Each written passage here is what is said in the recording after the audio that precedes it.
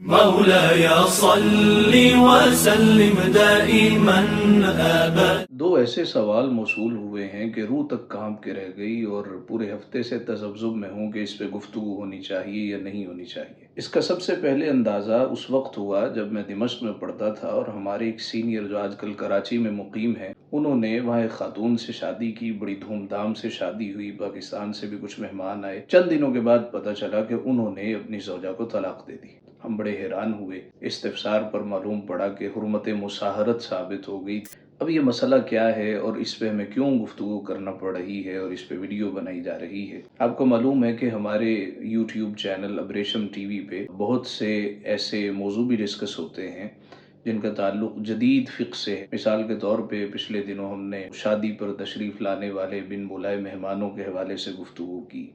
اسی طرح سید کو زکوٰۃ دینے کے حوالے سے ہم نے گفتگو کی۔ ایک خاتون جو شرعی پردہ کرتی ہے وہ کس طرح ایک جوائنٹ فیملی سسٹم میں رہ سکتی ہے، اس پہ گفتگو کی علی ھذا القیاس۔ اس مرتبہ جو سوال موصول ہوئے یہ بڑے دل خراش سوال تھے۔ یہ انگلینڈ سے سوال موصول ہوا ہے۔ خاتون ہیں، وہ کہتی ہیں میرا شوہر کام پہ چلا جاتا ہے اور میرا سسر میرے ساتھ جنسی استحصال کرتا ہے، چھیڑخانی ہوتی ہے۔ ہم بڑے حیران ہوئے کہ ایک ایسا معاشرہ جہاں قانون کی بالادستی ہے، 5 منٹ میں پولیس آپ کے پاس پہنچ جاتی ہے، تو وہاں ایسی صورتحال ہے۔ پھر پتہ چلا جی گھر بچانے کے لیے کہ بچے ہیں خاموشی اختیار کر لیتی ہے اور پھر تنہائی میں بلک بلک کے روتی۔ اسی طرح اس قبیل کے 2-3 سوال موصول ہوئے بھائی بہنوں کے حوالے سے، سگے بھائی بہن ان کے حوالے سے سوال موصول ہوئے۔ اس سے متصل دوسرا سوال ایک صاحب نے کیا کہ میرے والد میری ماں کو مارتے، اب ہم جوان ہو گئے ہیں، اب ہم سے برداشت نہیں ہوتا، تو کیا ہم اپنے باپ کو مار سکتے ہیں جبکہ وہ ماں کو مار رہا؟ ہم نے پھر مناسب سمجھا کہ اس موضوع پہ آگاہی ہونی چاہیے۔ نبی پاک صلی اللہ علیہ وآلہ وسلم نے ارشاد فرمایا، سنن نبی داؤد کتاب الصلاۃ حدیث نمبر 495 ہے، جب تمہارا بچہ 7 سال کا ہو جائے تو نماز کا حکم دو، 10 سال کا ہو جائے تو نماز نہ پڑھے مار کے پڑھاؤ، عادی بناؤ، اور ساتھ ہی فرمایا بستر جدا کر دو۔ 10 سال کا بچہ ہو، خواہ وہ بھائی بہن ہوں، خواہ وہ بہنیں ہوں، بچوں کے بستر علیحدہ علیحدہ کر دو۔ اکٹھے سوتے ہیں ایک ہی چارپائی پہ، ایک ہی جگہ پہ، جدا جدا کر دو۔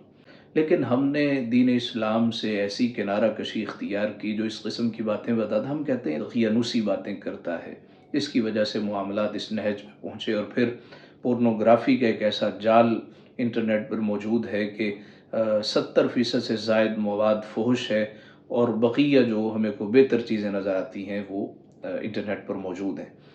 آہستہ آہستہ آہستہ آہستہ یہ مسلمان گھروں تک، ہمارے معاشروں تک بات جا پہنچی ہے کہ جس پہ جتنا بھی رویا جائے، خون کے آنسو بہائے جائیں پھر بھی کم ہے۔ شریعت اس حوالے سے کیا کہتی ہے؟ دیکھیے، حناف کہتے ہیں کہ اگر کسی سسر نے اپنی بہو کو شہوت کے ساتھ چھوا بلا حائل تو وہ اس کے بیٹے کے لیے ہمیشہ کے لیے حرام ہو جائے گی۔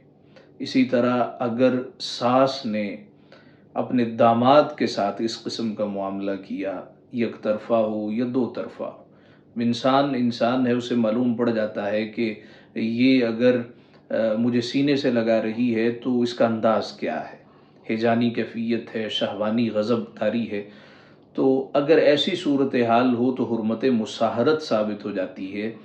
اور احناف کہتے ہیں اگر کسی خاتون کے ساتھ کسی نے کوئی غلط کاری کی ہو یا اس کی شرمگاہ کو شہوت کے ساتھ بھی دیکھا ہو تو اس کی والدہ اس پہ ہمیشہ کے لیے حرام ہو جائے گی، اس کی بیٹی اس کے لیے حرام ہو جائے گی۔ اس کو حرمت مصاہرت کہتے ہیں۔ یعنی اصول اور فروع، ایک ایسی خاتون جس کے ساتھ آپ کے جنسی روابط ہوں، اس کے اصول اوپر نیچے جتنے ہیں، اوپر فروع جتنے نیچے ہیں، یہ سارے کے سارے رشتے حرام ہو جائیں۔ میں سنبھل کے گفتگو کر رہا ہوں کہ لوگ کہتے ہیں یہ دیکھیے جی یہ فقہ میں ایسی ایسی باتیں ہیں، جب یہ کرمنل لا پڑھتے ہیں اس میں ایسی باتیں ہیں، لیکن اس طرف دھیان نہیں جاتا۔ بعض کاٹھے دیسی لبرل قسم کے جب فقہی معاملات اور فقہی کتابوں میں اس قسم کی باتیں ڈسکس کی جاتی ہیں جو کہ واقعتاً معاشرے میں ایگزسٹ کرتی ہیں، تو کہتے ہیں یہ دیکھیے جی یہ ان کو مدارس میں پڑھایا جاتا ہے، تو ذرا سوچیے جو مدارس میں پڑھایا جاتا ہے ان پر کیسی کیفیت وہاں پہ طاری ہوتی ہوگی۔ یعنی جو کرمنل لا پڑھتا ہے جب اس کو یہ باتیں پڑھائی جائیں اس پہ کیفیت طاری نہیں ہوگی، حالانکہ کس کے وہم و گمان میں بھی نہیں ہوتا، کچھ مفروضے ہوتے ہیں کہ اگر ایسا ہو جائے، اس طرح فقی معاملات ہیں، تو فقی طور پر حرمت مصاہرت ثابت ہو جائے گی، ہمیشہ کے لیے یہ رشتے حرام ہو جائیں گے۔ اسی طرح ایک اور بڑی اہم بات ہے، اور وہ یہ کہ محرم رشتے جن کے ساتھ نکاح ہمیشہ کے لیے حرام ہے، جس طرح مشہور رشتے ہیں، والد ہے، بھائی ہے، بیٹا ہے، سسر ہے، ساس ہے وغیرہ، اگر ان میں سے کوئی فاسق ہو تو شریعت اسلامیہ میں اس کے ساتھ تنہا رہنا بھی جائز نہیں ہے، اس کے ساتھ سفر کرنا بھی جائز نہیں ہے۔ بڑا شوق ہے جی ہم مدینہ شریف جائیں، اور محرم ہے وہ فاسق ہے، معلوم ہے، اور یہ فاسق مولن ہے، اعلانیہ طور پہ گناہ کرتا ہے، اس کا کردار سب کو معلوم ہے، اس کے اطوار معلوم ہے، اس کے افکار معلوم ہے، اس کے ساتھ سفر کرنا حرام ہے۔ یہ بالکل جائز نہیں ہے کہ گھروں میں دین کو داخل کیا جائے اور بچوں کو بتایا جائے کہ شریعت اسلامیہ نے ہمیں کس نہج پہ زندگی گزارنے کا حکم دیا ہے، اور مسلمان کے پاس یہی تو ایک چیز ہے کہ وہ اپنی عزت کی حفاظت کرے۔ حضرت اقبال نے کہا تھا، کیا ہے تو نے متاع غرور کا سودا، فریب سود و زیاں لا الہ الا اللہ۔ دوسرا مسئلہ انشاءاللہ تعالی ہم وہ اگلی ویڈیو میں ڈسکس کریں گے۔ اللہ تعالی ہمارا حامی و ناصر۔